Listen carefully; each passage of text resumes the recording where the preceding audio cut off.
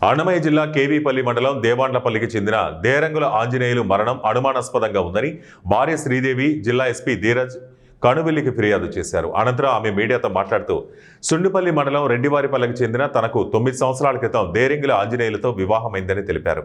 మా ఇరువురికి ఒక పాప జన్మించిందన్నారు. కొద్ది రోజుల తర్వాత పాపను తన అమ్మ ఇంట్లో వదిలి జీవనోపాధి నిమిత్తం భార్యాభర్తలు ఇద్దరం కువైట్కి వెళ్లామని, అక్కడ 2 సంవత్సరాలు ఉండి స్వదేశానికి తిరిగి వచ్చామని, ఆ తర్వాత గత 2 ఏళ్ల క్రితం నన్ను కువైట్కు పంపించి నెల తర్వాత కూడా తాను వస్తానని రాలేదన్నారు. అయితే 2 ఏళ్ల నుంచి తనతో సరిగ్గా ఉండలేదని, తిరిగి 2 నెలల క్రితం తన భర్త ఫోన్ చేస్తూ మంచిగా మాట్లాడుతూ వచ్చారని ఆమె వివరించారు. తనకు ఆరోగ్యం బాగలేక ఆదివారం స్వదేశానికి వచ్చారని, ఎయిర్పోర్టు నుంచి స్వగ్రామం వెళ్లేలోపే మార్గమధ్యంలో ఉండగా తన భర్త చనిపోయినట్లు ఫోన్ వచ్చిందని ఆమె వాపోయారు.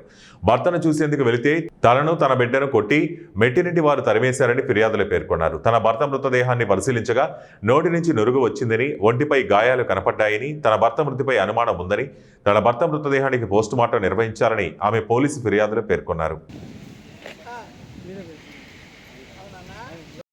సుండిపల్లి మండలం. నేను పెళ్లి చేసుకునేది పించే దేవాలపల్లె.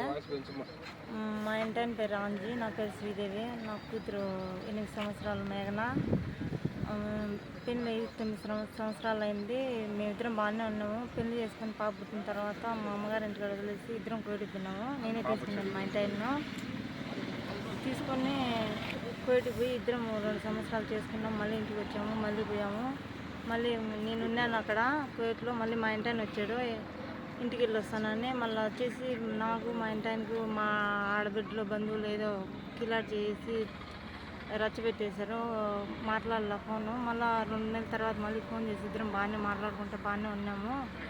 ఇప్పుడు సడన్గా నాకు ఒళ్ళు బాగాలేక నేను కోయిట్ నుంచి ఇంటికి వచ్చిన తర్వాత ఇట్లా చనిపోయినాడు మీ ఇంటాయన అని దారిలో నేను వస్తానంటే చెప్పారు. ఎందుకు చనిపోయారు ఏమని అడిగితే కొట్టేదానికి అందరూ వచ్చి కొట్టినారు. నన్ను మా పాపనే చూడడం లేదు. ఎందుకు చనిపోయాడో తెలీదు. నేను మటుకు పోస్ట్ మార్క్ చెప్పి వెళ్ళాలని చెప్పేసి నేను ఇక్కడ దాకా వచ్చాను. మీకు ఏమైనా అనుమానాలు ఉన్నాయమ్మా ఎవరిపైన? అనుమానాలు అంతా మా బంధువుల మీదనే ఉన్నాయి సార్. నేను కేవపల్లి స్టేషన్కి వెళ్తే అక్కడ స్టేషన్ దగ్గర అంత జోక్ తీసుకున్నారు. సార్ వాళ్ళు కూడా ఏం పట్టించుకోవడంలా.